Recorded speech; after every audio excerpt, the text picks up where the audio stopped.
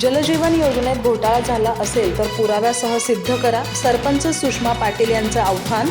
पुराव्याशिवाय गावाची बदनामी करू नका. दोषींवर कारवाईसाठी आम्हीच पाठपुरावा करू. ग्रामपंचायतीत अधिकाऱ्यांच्या उपस्थितीत बैठकीत सरपंचांनी मांडली भूमिका. आजरा तालुक्यातील कानोली येथील जलजीवन मिशन योजनेत कथित भ्रष्टाचार झाल्याच्या आरोपांवर सरपंच सुषमा सुभाष पाटील यांनी ठाम भूमिका मांडत जलजीवन योजनेत घोटाळा झाला असेल तो पुराव्यानिशी सिद्ध करा.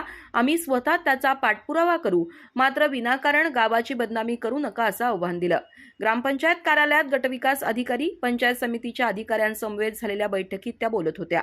यावेळी गटविकास अधिकारी सुभाष सावंत, पंचायत समितीचे उपअभियंता MV तिवले, कनिष्ठ अभियंता SV केदार तसंच ठेकेदार शिवाजी पाथरवट यांनीही योजनेबाबत स्पष्टीकरण दिलं. सरपंच सुषमा पाटील म्हणाल्या, सन 2021-22 मध्ये राबवण्यात आलेली जलजीवन मिशन योजना ही मागील ग्रामपंचायत पदाधिकाऱ्यांच्या कार्यकाळातील आहे. आम्ही 2023 मध्ये सत्तेत आलो त्यावेळी ही योजना अपूर्ण होती. ठेकेदाराचा सातत्यानं पाठपुरावा करून काम पूर्ण करून घेतलं, मात्र या योजनेची ताबापट्टी अद्याप ग्रामपंचायतीनं स्वीकारलेली नाही. त्यामुळे या योजनेतील कथित गैरव्यवहाराशी आमचा संबंध जोडणं योग्य नाही. त्या पुढे म्हणाल्या, या योजनेत अनियमितता किंवा भ्रष्टाचार झाला असल्यास संबंधितांनी ठोस पुरावे सादर करावेत. ग्रामपंचायत अशा प्रकरणाचा निश्चित पाठपुरावा करेल. तसंच या योजनेची बिलं ग्रामपंचायतीकडून नव्हे तर पंचायत समिती आणि जिल्हा परिषद स्तरावरून अदा केली जातात याची माहिती घेऊनच आरोप करावेत.